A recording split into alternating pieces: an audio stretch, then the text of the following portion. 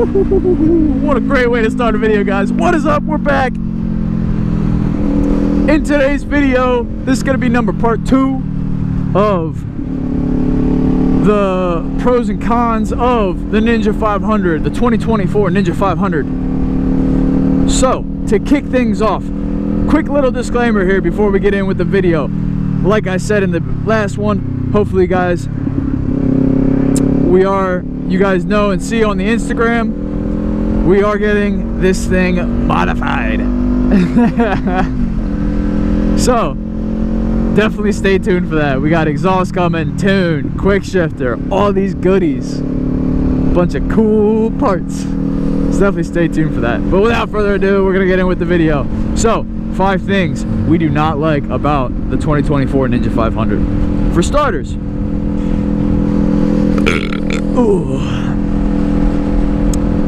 the limits that this bike has from the factory. 1, I wish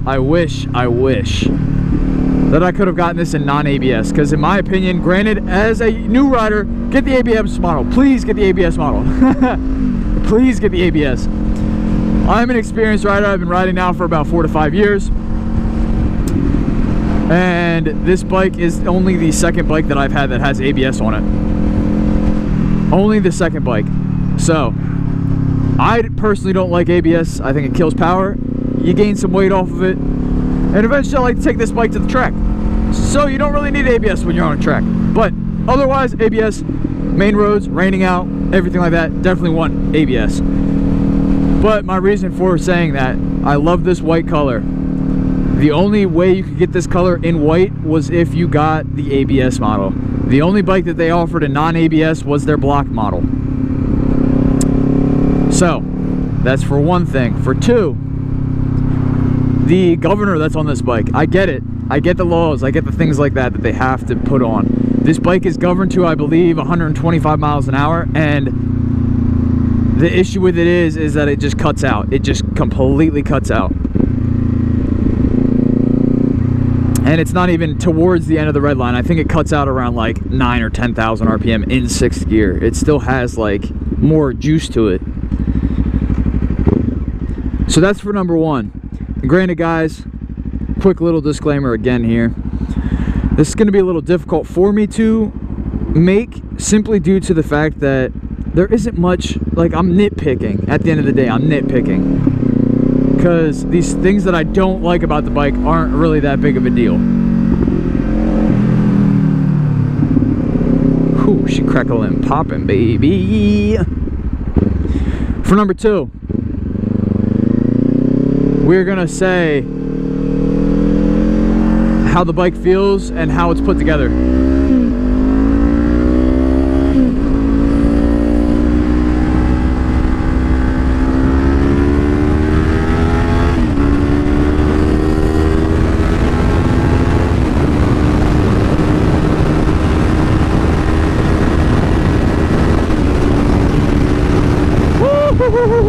Full send, baby. Now, what I mean when I say how the bike feels and how it is put together, at the end of the day, guys, it is a 500. This is someone coming, like I said, from a Z900 and a R6. This bike doesn't feel as sturdy as those bigger bikes did because they are meant to handle that power. Now, does the bike feel bad? No, not at all.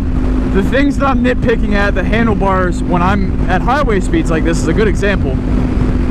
The handlebars shake a little bit because everything, it's so light. It's just such a light bike. So there's a little vibration in the handlebars, and after a long ride, it tends to hurt your hand a little bit. Your hand goes a little numb. But my solution for that, there really isn't one. I mean, they make puppy dog grips that are like foam, so it takes away some of that friction. We're actually gonna get away from this guy here.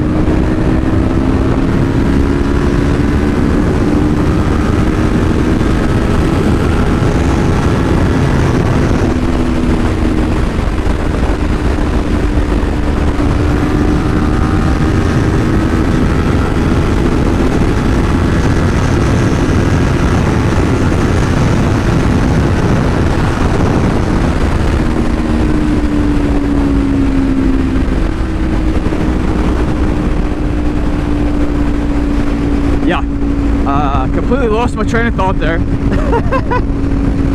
I had a feeling that was going to happen. So, with that, we're going to move on to number... What was that? Yeah, number 3. Sorry, guys. Just truck on the highway threw me off. We got to get off the highway. I'm trying to focus too much. Too many cars. Number 3 is going to be the slipper clutch, the 2 clutch thing, and it's a little difficult to find neutral. Granted, once again, I am an experienced rider. This feature, I was told from the dealership, is meant for new riders. So basically, when you're coming to a light, it's going to make it easier for you to find neutral, because when you come to a stop, it's not going to pop it into from first to second, it's going to pop it in neutral every time. I'll kind of demonstrate that here once we get up to the light. But as an experienced rider, it's a little difficult finding neutral. So here, I'm going to give a prime example. I'm coming up here to this light. We're going to downshift until we get into second, third, second, and I'm going to try and pop it in neutral. We're going to see how well I can do this. See, I couldn't do it there. The littlest tap, it just bumps it down into first gear. I don't know why it does it, but it does it. For some reason, it's weird like that. But then once you go to put it in neutral, if you are stopped, it goes into neutral right away. No problem. With a hard click up, you cannot put it into second. It goes into neutral every time. Apparently that's just a feature. But for as an experienced rider like myself, I wouldn't say it's a bad thing. It's good because it feels new. It's like notchy, you know what I mean? But for someone that's always like wanting to find neutral or just kind of like cruise down a road or come into a light like that, I've always went from second to neutral. I never go first then to neutral. Like, I just don't do that.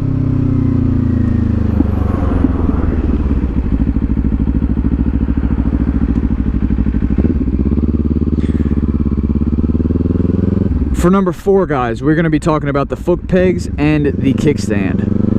For me, guys, I don't know what it is. The peg, oh man, I messed that one all up. The kickstand, fuck. There we go.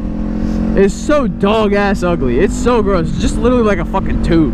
It's disgusting. Like, I don't know what it is. We gotta find an aftermarket one or something, because it's just, this one just ain't it. It ain't it.